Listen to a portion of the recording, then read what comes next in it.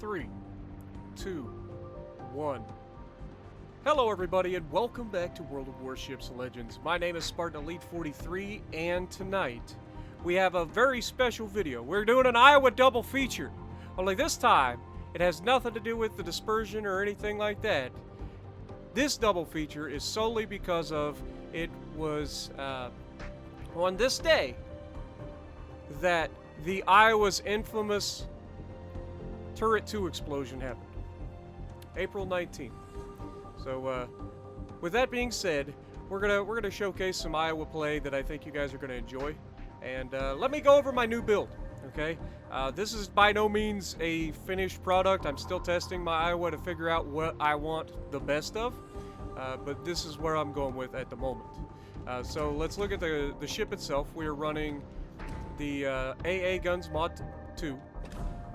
We are running Damage Control System Mod. We're running the Target Acquisition Mod, though I think Concealment mods are coming in the near future, or if they haven't already came.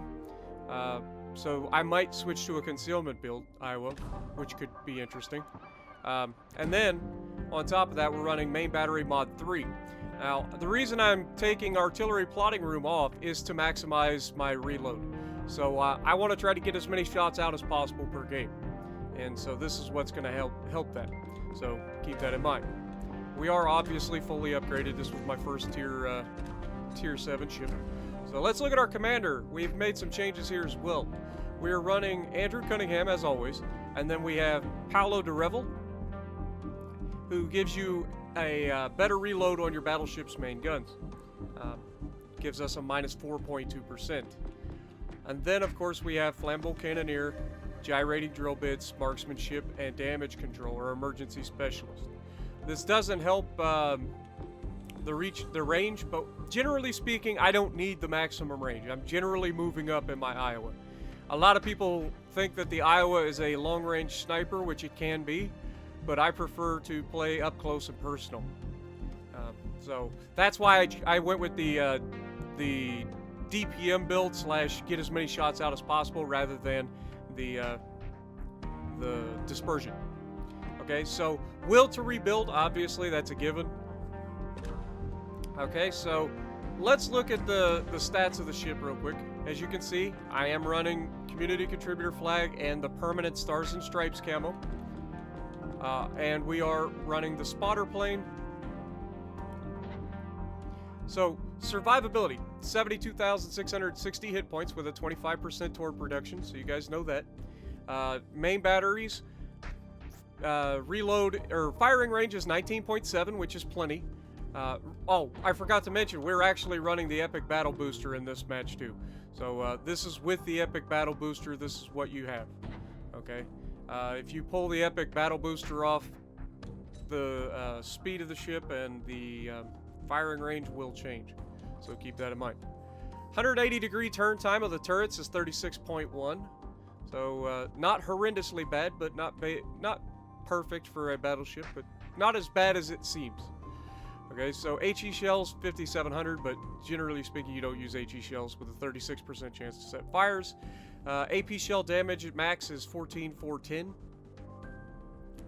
Secondary armament.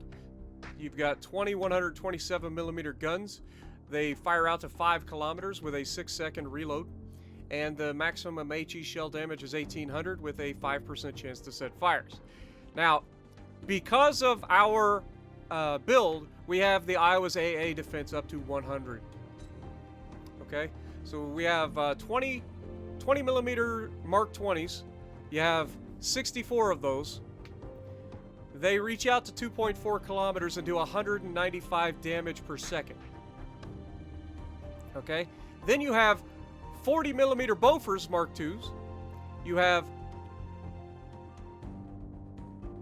76 of those. Sorry, I had to do some math in my head. I think it's 76. I think it is. Anyway, average damage per second of 302, and they reach out to 4.2 kilometers. The 127mm Mark 32 dual purpose armaments, you have 20 of those. They do 151 damage per second, and they reach out to 6 kilometers. That's your flak. Okay, maneuverability. Maximum speed is 27.8 knots. Turning circle of 920 meters. And the rudder shift time is 21.4 seconds. So again, Iowas and turning don't get along. Concealment. Detectability by sea is 14.7. Detectability by air is 12.3. Guaranteed detectability is always 2, and detectability while firing in smoke is 14.8. Okay, so keep that in mind. Armor, we've already been over the Iowa's armor, but the Iowa's armor is actually very, very good. But people just don't understand how to use the Iowa most of the time. And most of the time you see Iowas going broadside, they get deleted. Everybody's like, oh my god, the Iowa's armor is terrible. No, I'm going to showcase in this video how good the Iowa's armor actually is. So keep that in mind. But yeah, we've got 32 millimeters of bow plating. That's pretty much standard for all Tier 7 battleships. Though Bismarck and Tirpitz, I know, get a icebreaker bow that gets like 50 millimeters right on the belt line, right at the water line. So keep that in mind. We get rid of the armor to see the citadel. And there you go. There's your citadel. It is a submerged citadel for the most part, but it's right at the water line, which is why everybody knows that they get absolutely punched in a broadside Iowa. But as always, it extends from the frontmost turret to the rearmost turret and is pretty significant. Okay, so let's look at the overview. Above average main battery range, hit them before they can hit you. Above average maximum movement speed, and this ship is armed with high caliber main battery guns. One of the most powerful battleships of World War II, this ship was designed for escorting attack carrier forces. She surpassed the speed of all battleships in the world. The battleship's survivability was significantly improved owing to a novel and powerful torpedo protection system and a fundamentally different armor protection system featuring an internal armor belt. She entered service in 1943. There were 6 of them in the series, but only 4 of them were ever built. The 4 that were built were Iowa, New Jersey, Wisconsin, and Missouri. God, I had a brain fart there for a second. Just completely lost my mind. And then you had Kentucky was in the wings. Never got completed.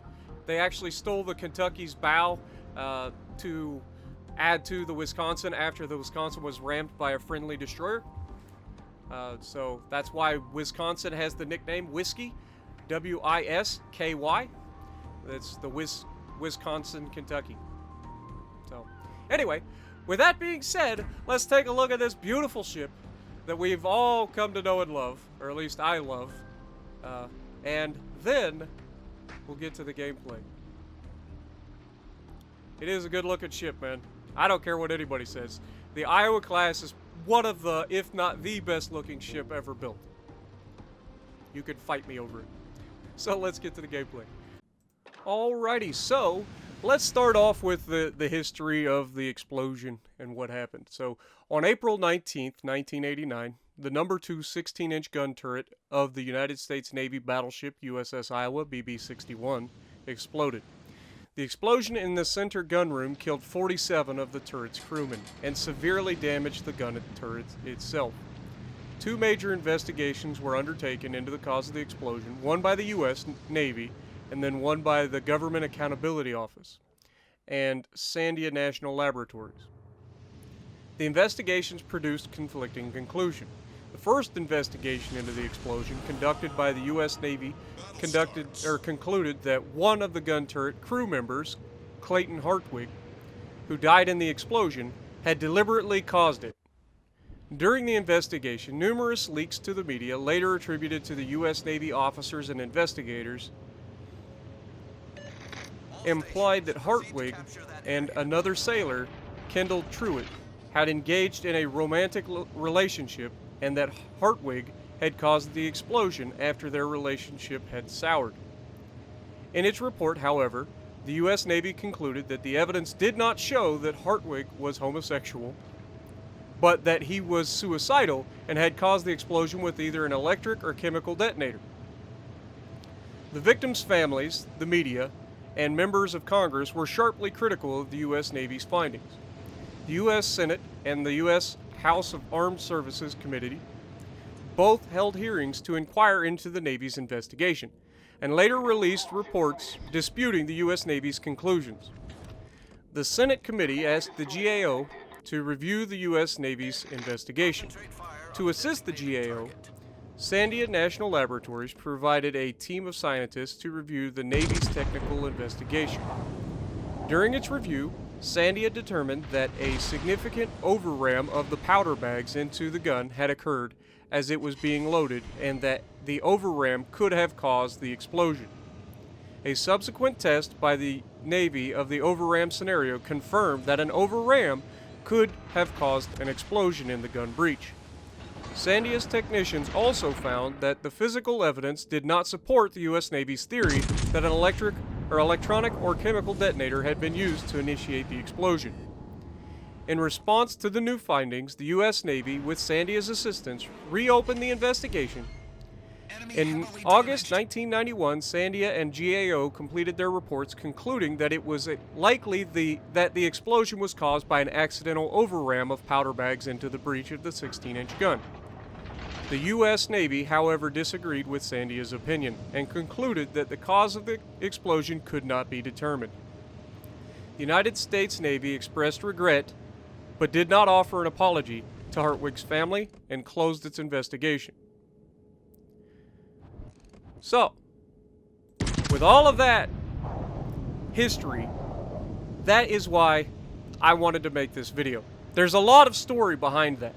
Okay, there's a lot of things that happened that I think a lot of people can learn from. First of all, don't ever trust the government on anything. Like, straight up, they lie about everything. If they can find a way to pin something on somebody, it's just, that's what they do. They're always looking for a scapegoat. So keep that in mind.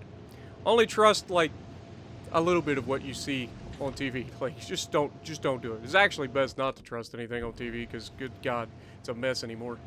But with all that political crap out of the way, we're here to honor the people that died in the Turret 2 explosion and the United States Iowa. And with all of the crap that's been going on World of Warships Legends lately with the Iowa, it just felt fitting to, after we've come to the conclusion that there's nothing wrong with the Iowa, that it's actually other outside factors that are making the Iowa feel worse than it used to be, that we take the Iowa out and we just give it a day of just having fun. And that's what I was doing today. And I played the Iowa, I want to say 10 games today, and in most of those games, I was doing what I normally would do in an Iowa. So I honestly think that the Iowa was just fine. It was,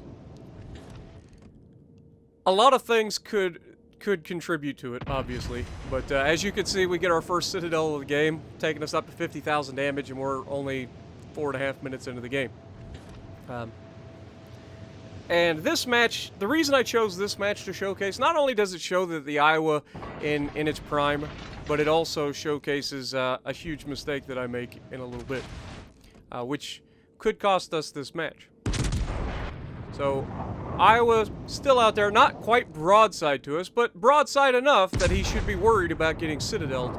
And we don't citadel him this time. We only hit him with two shells. But again, this build isn't particularly suited for shooting maximum range shots. It's not bad at it, don't get me wrong, but it's more of a up close and personal kind of build. And so keep that in mind. Now, we've lost both of our Minsks right now, and the enemy has a Icarus and a Colorado in a division, what we call a failed division. It's a tier 5 destroyer, and between the tier 5 destroyer and the battleships, they managed to remove 2 tier 6 destroyers.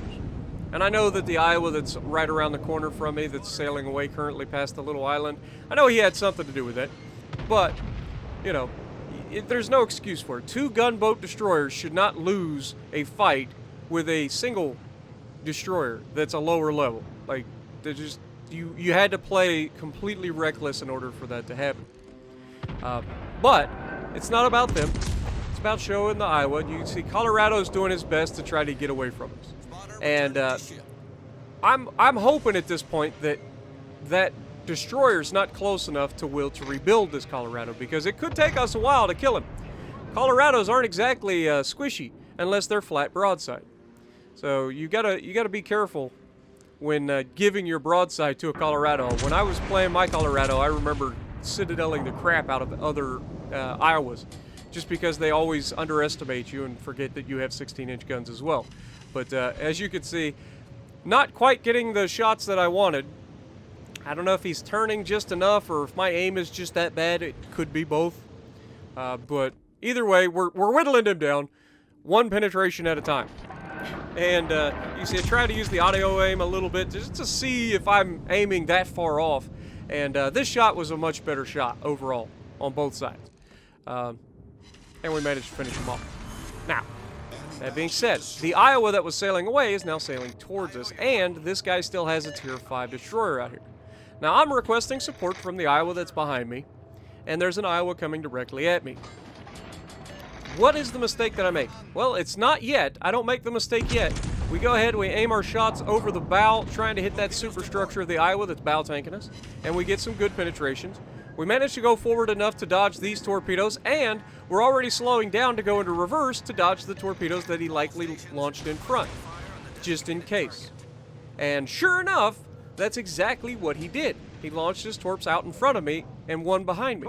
So I managed to dodge all of his torpedoes, even if just barely. And that saves a lot of my hit points. Now we get that shot over the island, just barely getting it over the island.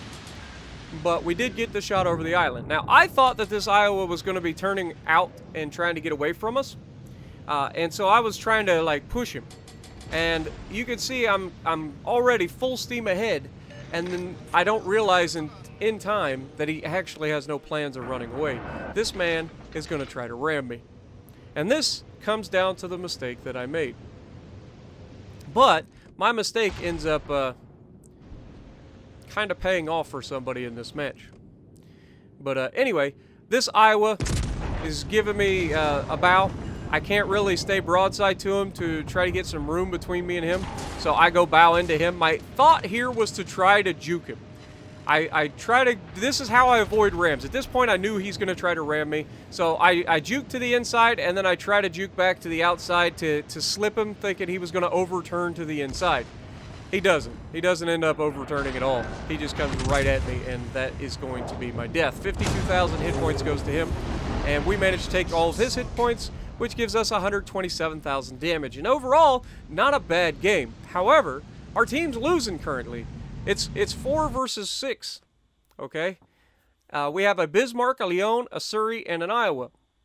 The Iowa behind me is going to take advantage of his life and get the heck away from this destroyer as quickly as possible.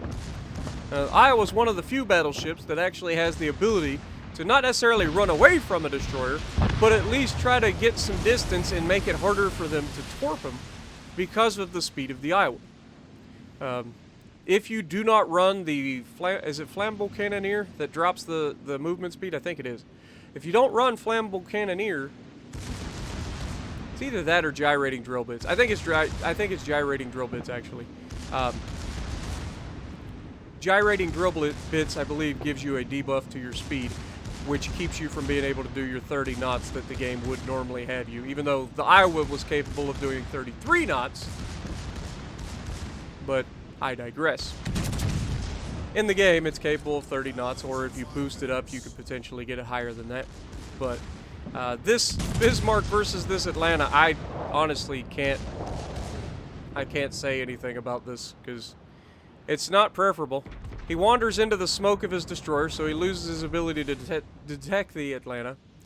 And then he's going to get into a position. Now, this guy had a pretty solid game. I don't know what happened over on this side. I wasn't over here. I know a lot of their ships came over here. They actually have a ship advantage on this side of the map. But I think both teams kind of like congregated to this side. However, Bismarck doesn't have a bad game. In fact, he's going to come top of the team in terms of XP at the end of this. So he doesn't have a bad game. But at the end of this, he gets himself into a position where he's letting everybody shoot him instead of limiting who can shoot him. Now, the Iowa that's behind us, that was right behind us, Sky Mikey, I think is his name, he's going to get a beautiful shot at this Atlanta, and he is going to make that Atlanta pay as the Atlanta gets absolutely dev-struck. But unfortunately, Bismarck didn't have his guns in the right location, wasn't anticipating the Iowa. There goes the Atlanta, so he doesn't have to worry about the Atlanta. But now the Nagato has swung back around to go back towards the cap, and this Bismarck is now in between a Nagato behind him and an Iowa out in front of him with a Leon somewhere. So Bismarck makes the right choice here to try to get moving, but now he's looking back at the Nagato instead of looking forward for the Iowa that he knows is going to be coming around the corner directly in front of him as he starts getting set on fire. Now, you can see right here, Iowa's, or not Iowa, but the Surrey, is that what we said it was? Their cruiser is spotted. He doesn't, and their battleship is spotted now, sorry. The Vanguard. Yeah, they don't have a cruiser left. It's a Vanguard, Leon, and Iowa. And because his guns weren't in the right location, he allows the Vanguard. Luckily, the Vanguard's been shooting with HE instead of AP, so he survives long enough to get a shot off. And he gets a pretty solid hit out of the front guns. But he's not going to survive much longer. He's by himself, so there's no chance of Will if he even has Will to rebuild. He's probably running hide or something like that. But the Vanguard managed to finish him off.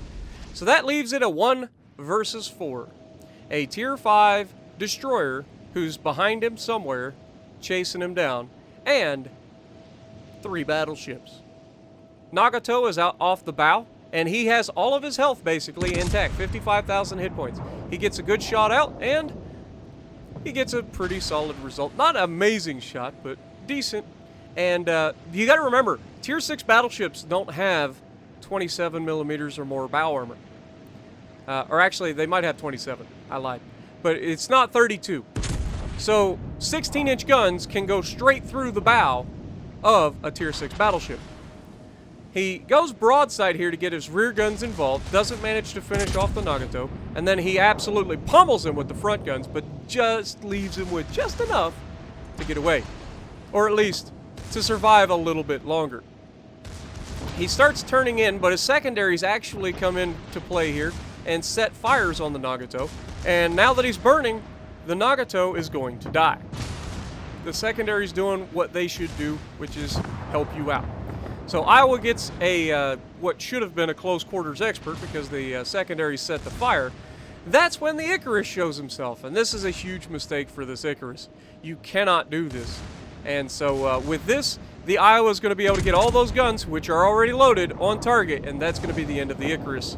And he's still in the base denying them points, and we already had a point advantage, and there's only 2 ticks left until we win. And with that, Sky Mikey gets a solo warrior, which is a medal that I still to this day have not been able to achieve. Every time I've been in a match and I've had good games, I've ended up against most of their team, or just like 3 of their team and won. So keep that in mind. But I go ahead and send out the complimentary GGs for the 2 players that came above me in the leaderboard. It was a solid game, and then it's very rare that you get to see a solo warrior. And it wasn't necessarily that Mikey ended up doing anything crazy to get the solo warrior, but I mean, he killed half of the remaining ships, and there wasn't a whole lot of time left anyway, so he did enough to earn it, which is fine, right? Now, we're going to be on Hotspot. Again, I know, right? It's weird. Same map, different side. So we spawned in the north this time, and we spawned on the Bravo spawn. So we're going to push up and go left. Now, you may have noticed that there's aircraft carriers in this lobby. And I just want to give a quick shout out to our aircraft carrier, Mr. DJ606 down there in the Shokaku. That man is about to have what can only be described as an insane aircraft carrier game. I don't know exactly what he did in this match. I can't tell you. But just judging by the XP given to him at the end of this man probably just got a damage record into Shokaku in this match. Because I've never seen a carrier, and I don't think the new patch is out yet, is it? I think the patch for the, like, XP is not out yet. But but I could be wrong too. That could be another thing. I think it was coming out Monday, but I don't remember. If it is already out, then that would explain his XP, and maybe it's not as good a game as I thought it was. But still, the man is going to do some good things in this match, so keep an eye on look where he spawned right now. He's behind an island all the way on the backside of A. Now keep that in mind about where he ends up at the end of this match. Okay? We get a beautiful look at a broadside Bismarck at well beyond 17 kilometers, and what happens? Three ricochets, guys. I know, right? It hurts. But he was angled, so it's to be expected a little bit. I was hoping for a bigger hit, though, man. That plunging fire on a turtleback armor scheme Bismarck or Tirpitz is disgusting. But didn't quite happen there, unfortunately. But I don't like to go straight into B. I don't like to sit on the outside of B on this map when I spawn here. Now, obviously, we've already shot down one plane, and before these planes get away, we're going to shoot down, I think, all of them except one. Because I think somebody else shot down one. We would have wiped that entire division out with the Iowa's AA. Iowa's AA is disgusting, in a good way, especially if you're a battleship player. So we managed to take out 5 of the first 6 planes that come to our ship, which is absolutely fantastic. Now, I'm unfortunately aware that the devs have talked about reducing the effectiveness of AA, and I don't think that needs to be done. I think carrier players just need to learn to use their their planes more efficiently rather than just right through the flak. You know what I mean? And I'm one of them. I'm not very good at preserving my plane's health. I generally go straight at people. I don't try to dodge. I just come straight in, do my thing, and get out and try to, you know, limit how many planes die by calling them back right away. But anyway, we're going to push up this left side, and you can see I'm looking over to my right side trying to watch the flak as the planes get chewed apart. We didn't manage to shoot them down, but we did weaken them before they got to the other Iowa. So hopefully the other Iowa and the cruisers that are back there can manage to do something about that. Now Bismarck finally gets spotted, so we're going to be able to start hitting him, even though the planes have kept us spotted, and his secondaries have absolutely tried to chew us up here. You can definitely tell that the effectiveness of the Bismarck secondaries has gone up. So their patches have been working, because you never really had to worry about a Bismarck secondaries in a battleship, and now you're starting to see more fires, more damage overall from the secondaries of the Bismarck. But that's when I realized Bismarck's going in reverse, so this shot here is going to be a much better shot. And we chunk him, absolutely chunk him for about 15,000 damage in that salvo. And we're not the only ones. Somebody else chunked him as well, probably the other Iowa, who has turned tail and run all the way to the back of A. So, not a particular fan of this Iowa, though in the end it ends up paying off for him, I think. But we're going to be in a heck of a fight over here. We're parked just far enough back that we can use the islands as somewhat protection. It's not amazing. The secondaries are able to hit us. The battleships are struggling. You can see a lot of shells are hitting those islands. And we're able to just chunk this Bismarck and try to get him off the board as quickly as possible. This is the match that I was telling you guys about as far as using the Iowa's armor. When you're bow in or even slightly angled on the bow, the Iowa's armor is disgusting. The deck armor is better than the Massachusetts and the Alabama, which is one of the things that I try to explain to people, and everybody's like, I don't, the Alabama and the Massachusetts are just so much better. I'm like, no. They get better hits because of their 45 caliber guns. You get a little bit better shell arcs, which means you end up with more citadels because the shells are dropping into the ship rather than going straight through the ship. And they're also traveling slower overall. But the Iowa is a fantastic battleship.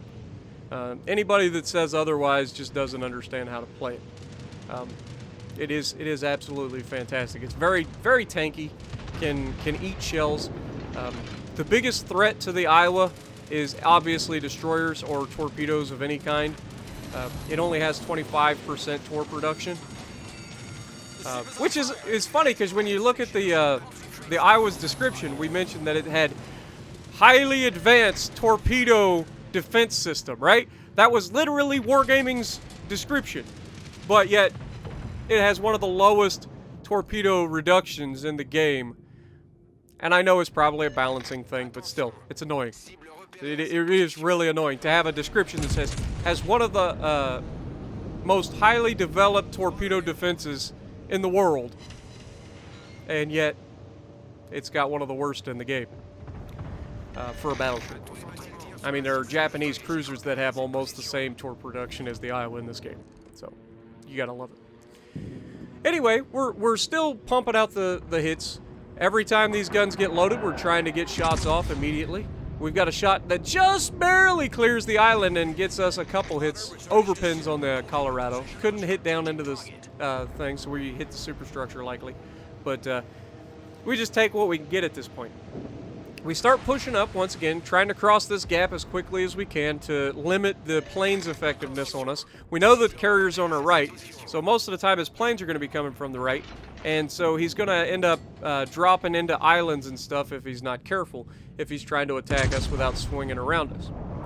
So we get a very, very nice salvo into the Vanguard here, hitting 6 out of 6 shells, 3 penetrations, 3 over penetrations, and getting a pretty solid chunk off of the Vanguard.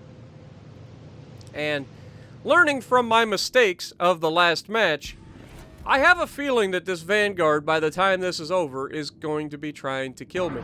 And I'm also trying to use the island to shield myself from other battleships who could be able to shoot me, like the Bismarck, like the Colorado. So, we're going to use this island. We're still able to shoot the Vanguard. This is like a perfect spot for us. We've got a Shokaku coming up behind us with his planes to support, so that's always a plus.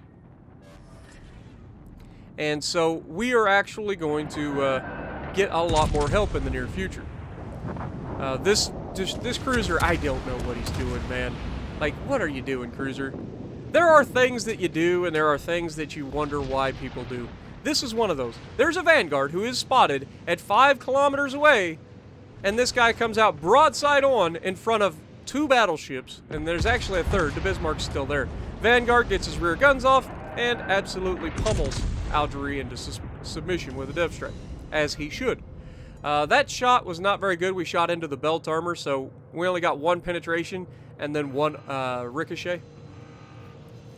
And that's when he makes the turn that lets me know exactly what he's planning on doing. He's coming right at me, guys. So we're going to throw this ship in reverse, and then we've got a broadside Bismarck just absolutely begging for it. So we're going to target the Bismarck, since we've already saturated the Vanguard superstructure, and we get 11,000 damage off the Bismarck. Now, the Shokaku actually ends up taking out the Colorado that was around the corner from us, I believe. This Vanguard is pushing in, and I thought he was going for the ram, but to his credit, he actually doesn't go for the ram. He ends up going and swinging out. And I fire the shells a little early, getting a lot of over penetrations. We ricochet 2 shells, we get 2 penetrations, 2 overpins. If I'd have waited a little bit longer, probably could have killed him much quicker here. But either way, I know I'm going to get my guns loaded about the same time he does, so I'm not particularly worried about it. We're angled relatively decently. His front guns may be able to, yeah, there you go. His front guns may be able to do some serious damage, but we managed to citadel him and take him out. We have 14,000 hit points, which is perfect. We've got people inside will to rebuild range, so anytime when we drop below for this HP, we're going to be able to rebuild it. So the fact that we have no heals left is relatively, what's the word I'm looking for? Doesn't matter. Inconsequential. That's the word I was thinking of. So, Bismarck out here managed to get torped by the Shokaku and finished off, which is fantastic. And this is what I'm talking about. The Shokaku had himself a heck of a game, man. He managed to go from all the way over there, all the way to us, and support this flank. And that won us this match. Him being so close and being able to get his planes out there constantly helped us win this side. We're at 113,000 damage done. We've got a citadel. We've got a pretty solid game. But the freaking carrier is not done yet. He's spotting and trying to get rid of the kid. You can see he's got dive bombers right over top of the kid, and the kid has no health. And then the Iowa's right next to this guy, but I think there's an island between the Iowa and the kid, and so it's down to the carrier who managed to sail right in through the cap to come up with the kill on the kid. It's crazy to think what this man's doing in his carrier. But I'm glad he was on my team. And not to say that the other carrier didn't do well. I mean, honestly, he came at me early, which, again, if you're in a carrier, the last thing you want to do is attack a full health battleship that hasn't been shot yet, especially one with 100 AA. You got to start in a carrier. You got to start memorizing the AA stats of ships and prioritizing targets early in matches that have low AA, or single targets that maybe present themselves a good opportunity. But Iowa manages to finish off the kid. The carrier kept him spotted, so props to the carrier.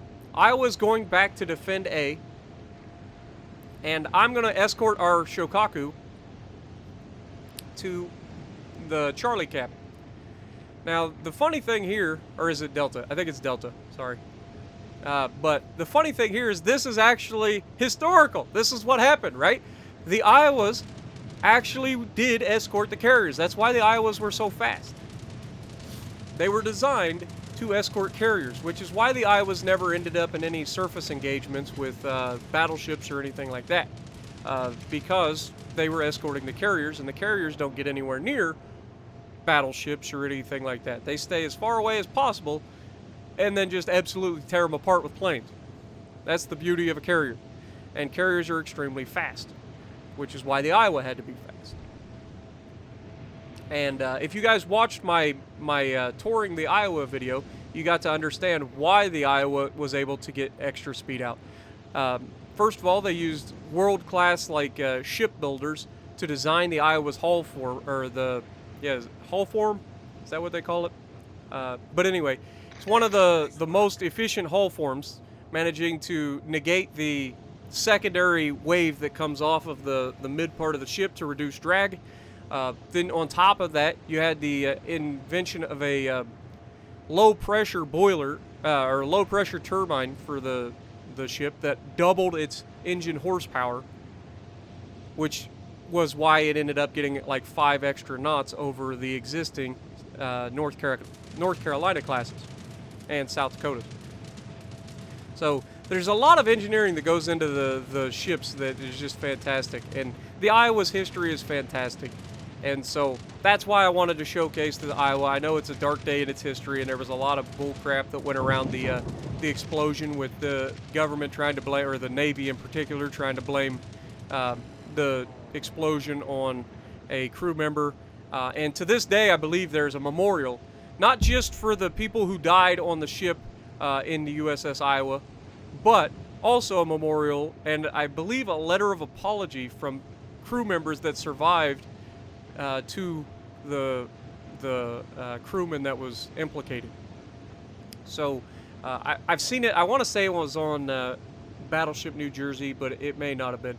I know Ryan Szymanski's a fantastic. If you guys have never seen Battleship New Jersey's channel, you should do it. That guy is fantastic, and he actually just got promoted to the head curator or whatever of the historical ships. Basically, he is now not necessarily in charge of, but he's one of the head guys at the top of all of the museum ships in the U.S., which is fantastic. That guy is a great content creator, first of all, and also a great knowledgeable person about ships. And he doesn't just do Battleship New Jersey. A lot of his videos are comparisons, obviously, of Battleship New Jersey, but he talks about all kinds of different ships, man, all over the world, different countries' ships and stuff. It's pretty entertaining, pretty informational as well. So yeah, so we managed to shoot down 24 planes in this, which is pretty good. Not my best. My best was actually in the Lexington on Two Brothers. I shot down 32 in one match because their carrier just kept sending all their planes at me. But we finished the game with 123,000 damage. We give the team, the horn and just let everybody know that we appreciate that they didn't throw this match as hard as it seemed like they were going to at one point. And we had a pretty solid game. So hopefully you guys have enjoyed this video. I know it was a bit of a long one, But hopefully you guys enjoyed 2,500 base XP with King George coming second and Shokaku coming third with 2,258 base XP and 2 kills. I'd love to know how much damage that man ended up with in this game. So if you like what I'm doing, punch the like button, leave a comment below, subscribe to the channel if you haven't already, and as always, I will see you in the next video.